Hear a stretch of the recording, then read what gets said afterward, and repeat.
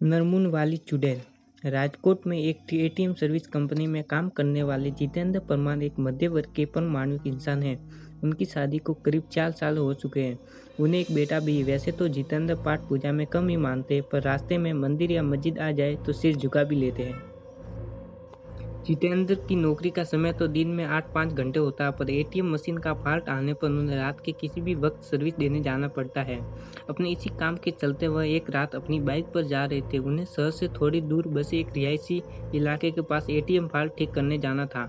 वैसे तो इस काम के लिए एग्जीक्यूटिव जाते हैं, पर जितेंद्र का पार्टनर उस रात बीमार था, तो सर्विसिंग के लिए उन्हें अकेले ही जाना पड़ा। स्पॉट पर जाकर जितेंद्र ने अपनी बाइक स्टैंड पर लगाई। तभी उन्हें वहां एटीएम बूथ पर एक लड़की दिखी। जितेंद्र ने सोचा कि उसे शायद पैसे निकालने होंगे। वह एटीएम मशीन ठीक होने का वेट कर रही होगी। फॉल्ट ठीक करने के लिए जैसे ही जितेंद्र एटीएम बूथ के अंदर गए तो वह लड़की भी अंदर आने लगी। सिक्योरिटी गार्ड ने उन्हें बाहर ही रुकने के लिए कहा।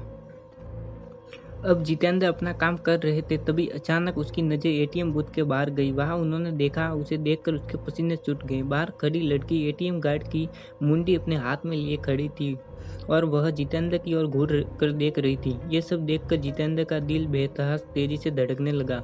उन्होंने वहां से नज़र हटा ली और सोचा कि उनका भ्रम होगा।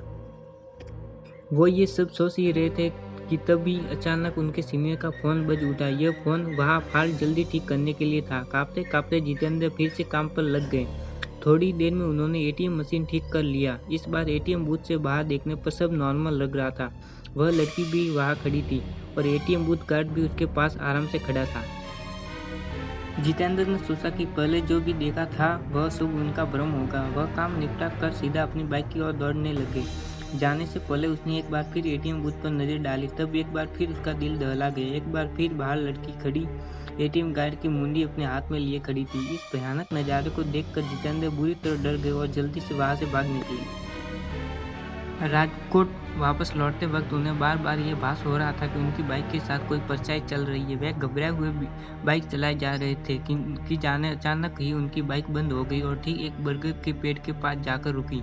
जितेंद्र जी को यकीन नहीं हो रहा था कि उनके साथ ये सचमुच हो रहा है। उन्होंने नजर उठाई। बरगद की शाखा से झूलती एक आकृति नजर आई। उसके हाथ में एक नरमुन था और वह अजीब घबराहट भरी आवाज में कुछ बोल रही थी। जितेंद्र ये सब देखकर वो जड़ हो गए। न उनकी चीख निकली, न उनके अंदर हिलने की ताकत बची। चुड़ैल पेट से उतरी। उसके उल्टे पांव देखकर जितेंद्र जी के पसीने छूट गए। उन्होंने आंखें मूंद ली और भगवान को याद करने लगे। चुड़ैल उनके बगल में आकर बैठ गई, उनका सर सहलाने लगी। इसके बाद जितेंद्र जी को कुछ याद नहीं उनके साथ क्या हुआ। जब वो होश आया तो वह हॉस्पिटल में थे।